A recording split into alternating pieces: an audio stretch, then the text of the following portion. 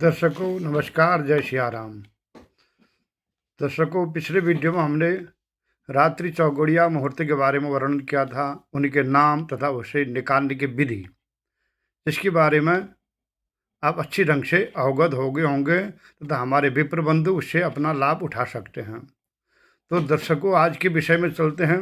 आज युगों के बारे में चर्चा करते हैं। जैसे आप सभी दर्शकों को मालूम है, युग 4 होते हैं और जिनका नाम इस प्रकार से है: सतयुग, त्रेता, द्वापर और कलयुग। तो हर युग युग का अलग अलग प्रमाण है, अर्थात कौन युग कितने वर्ष तक रहा है। जब सतयुग के बारे में सबसे पहले चलते हैं, तो सतयुग दर्शकों 17,28,000 वर्ष तक रहा। तो सतयुग में भगवान ने 4 रूप में अवतार लिया: मत्स्य, कमठ, बाराह और नरसिंह। तो सतयुग में मनुष्य की परम आयु 1,00,000 वर्ष बताई गई है और सतयुग में मनुष्य का हाइट 28 हाथ, अर्थात 28 हाथ लंबा मनुष्य होता था। तो हर युग के 4 चरण होते हैं। तो सतयुग का प्रथम चरण का मान है 4,32,000 वर्ष का एक चरण। उसके बाद द्वितीय, तृतीय, चतुर्थ। तो सतयुग का सबसे महान तीर्थ था नैमिषारण्य और सतयुग का प्रादुर्भाव हुआ था कार्तिक शुक्ल पक्ष नवमी से, अर्थात जिसे अक्षय नवमी भी कहते हैं और युगादि तिथि के नाम से भी यह तिथि जानी जाती है। उसके बाद चलते हैं त्रेता युग के बारे में। अगर त्रेता युग का प्रमाण जानना हो तो सज्जनों, सतयुग के 17,28,000 वर्ष में 4,32,000 वर्ष घटा देंगे तो त्रेता युग का मान निकल जाएगा। त्रेता युग का प्रमाण 12,96,000 वर्ष, अर्थात 12,96,000 वर्ष तक त्रेता युग रहा। इसमें भगवान ने 3 रूप में अवतार लिया। भगवान ने परशुराम का और राम का और वामन का रूप धारण किया था। तो इसमें मनुष्य के परम आयु 10,000 वर्ष। तो इसमें मनुष्य की हाइट भी कम हो गई, आधा हो गई। या मनुष्य का हाइट हो गई 14 हाथ, अर्थात मनुष्य 14 हाथ लंबा होता था। इस युग का परम पुनीत तीर्थ अयोध्या धाम था। तो सज्जनों, इस युग में भगवान राम और रावण का युद्ध हुआ था।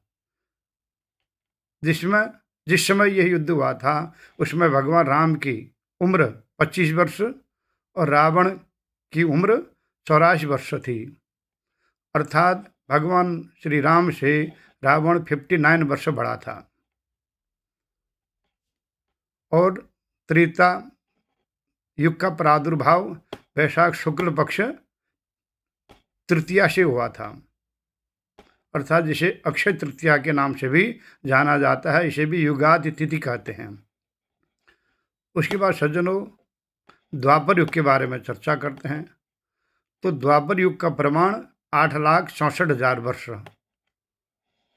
अर्थात इसके भी 4 चरण हैं। एक चरण का मान है 2,16,000 वर्ष। उसके बाद द्वितीय, तृतीय, चतुर्थ। तो इसमें भगवान ने 2 रूप में अवतार लिया। भगवान ने श्री कृष्ण का और भगवान ने दूसरा रूप धारण किया था बुद्ध का।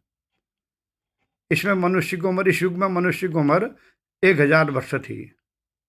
अब मनुष्य का हाइट भी कम हो गई यहाँ पर। अब 14 का आधा, मनुष्य का हाइट हो गई 7 हाथ, अर्थात उसकी लंबाई 7 हाथ होती थी। इस युग का परम पुनीत तीर्थ था मथुरा धाम और द्वारिका। तो अब सज्जनों, कलयुग के बारे में चर्चा करते हैं। कलयुग की कुल उम्र है 4,32,000 वर्ष, जिसमें अभी कलयुग प्रारंभ हुआ है 5,127 वर्ष हुए हैं, अर्थात कलयुग का प्रथम चरण चल रहा है। कलयुग के एक चरण का मान है 1,08,000 वर्ष। तो उसके बाद दूसरा चरण, फिर तृतीय, फिर चतुर्थ। आपने संकल्प इत्यादि के बारे में गौर किया होगा। तो जो विप्र बंधु संकल्प बोलते हैं तो वहाँ पर बोलते हैं कलयुग से कल प्रथम चरणे, क्योंकि अभी प्रथम चरण चल रहा है। अगर जब द्वितीय चरण करे चलेगा तो द्वितीय चरण ही बोलेंगे, तृतीय चरण कर चलेगा तृतीय चरण ही बोलेंगे, चतुर्थ चरण चलेगा चतुर्थ चरण ही चलेगा। इसका मतलब हमें ज्ञात हो गया, अवगत हो गया कि ये कलयुग का प्रथम चरण चल रहा है। तो यहाँ पर मनुष्य की हाइट और कम हो गई, 7 का आधा 3.5 हाथ, या मनुष्य की हाइट जो है 3.5 हाथ है, और मनुष्य की उम्र भी कम हो गई। यहाँ मनुष्य की उम्र 100 वर्ष और विंशोत्तरी दशा के माध्यम से 120 वर्ष बताई गई है। और कलयुग का परम तीर्थ, महान तीर्थ गंगा बताई गई है। इसलिए कभी गंगा स्नान में जाते हैं तो गंगा को कभी अपवित्र नहीं करना है। एक हर व्यक्ति का परम कर्तव्य है।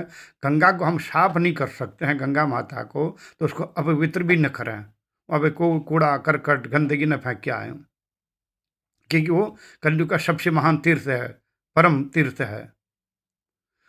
तो कलयुग के बारे में बताया गया है कि जब कलयुग 821 वर्ष शेष रहेगा, तब संबल देश में विष्णु शर्मा नामक ब्राह्मण के घर में भगवान कल के रूप में अवतार लेंगे और आतताइयों का नाश करेंगे।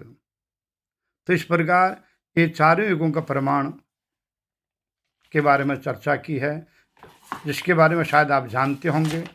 अगर कोई जिसने पहले पढ़ा हो, अगर भूल भी गए होंगे तो पुनः उनको याद दिलाया जा रहा है, जिससे आप लाभान्वित हो सकते हैं और अपने धर्म के बारे में जान सकते हैं।